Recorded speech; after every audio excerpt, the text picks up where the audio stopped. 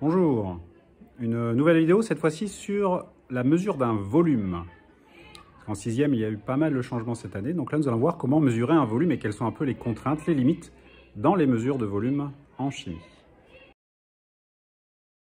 L'objectif aujourd'hui dans la mesure des volumes est de noter les différentes manières de mesurer un volume. Nous commençons par un bécher de 300 ml et la question est de mesurer 100 ml. Je prends donc le bécher.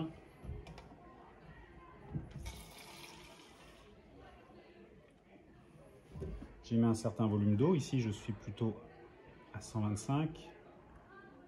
Je verse un peu.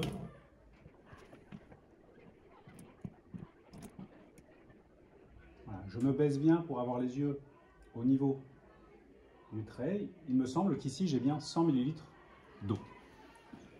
Ensuite, la demande était de verser l'eau mesurée dans le bécher dans une éprouvette graduée.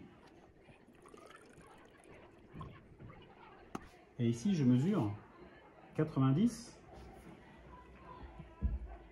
100. Clairement, je ne suis pas à 100 ml.